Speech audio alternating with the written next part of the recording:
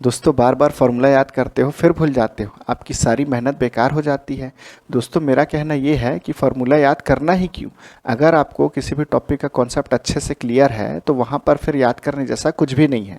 तो यहाँ पर हम इसी प्रकार से आज एक इम्पॉर्टेंट टॉपिक है, परसेंट टॉपिक है, उसका हम यहाँ पर कॉन्सेप्ट समझेंगे और किस तरीके से आप किसी भी क्वांटिटी का परसेंट निकाल सकते हैं, कॉन्सेप्ट से आप कैसे इजिली फार्मूला बना सकते हैं, इस पर हम यहाँ पर चर्चा करेंगे। सबसे पहले अगर मैं फॉर एग्जाम्पल प्रॉफिट परसेंट निकाल रहा हूँ, सपोज यहाँ पर मैं यहाँ पर प्रॉफिट परसेंट निकाल रहा हूँ, प्रॉफिट को मेरे को परसेंट पे यहाँ पर शो करना है।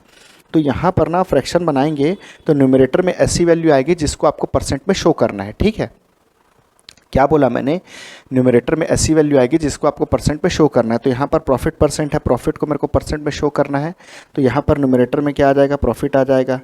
अब प्रॉफिट को आप किससे कंपेयर कर सकते हैं, यानी यहाँ पर डिनोमिनेटर में ऐसी वैल्यू आएगी जिससे आप कंपेयर करते हैं। भाई प्रॉफिट को मैं आप किससे कंपेयर करूँगा, कॉस्ट प्राइस से।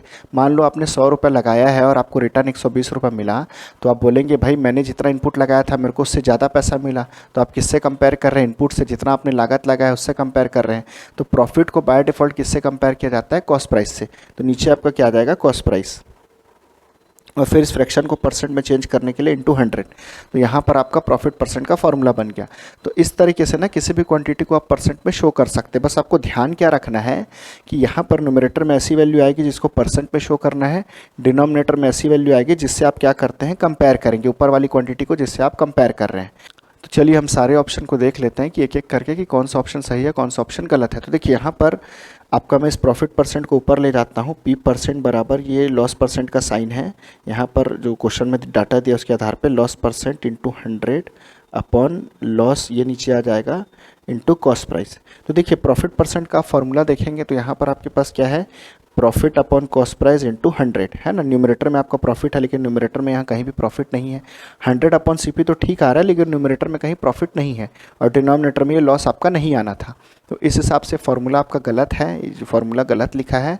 और या तो फिर आपका ये जो लॉस परसेंट बाय लॉस है किसके इक्वल आ जाएगा, प्रॉफिट के इक्वल आ जाएगा, तब ये सही होगा।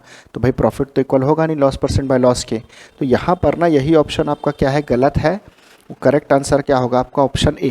अब हम क्या, अगर किसी पर्सन को इससे भी ज़्यादा डिटेल जानना होगा कि जिससे कंपेयर कर रहे हैं उसको ही डिनोमिनेटर में क्यों रखे, जिसको परसेंट में शो करना है उसको ऊपर क्यों रखे, तो इससे रिलेटेड भी मैं यहाँ पर जो डिटेल कॉन्सेप्ट वाला वीडियो बना दूंगा। लेकिन आपको यहाँ पर कमेंट करके मेरे को बताना होगा कि सर हमें इस प्रकार का जो वीडियो है ये चाहिए, तब फिर आपके डिमांड पर यहाँ पर मैं वीडियो बनाऊँगा, है ना। तो आज के वीडियो में इतना ही करते हैं, तब तक के लिए धन्यवाद।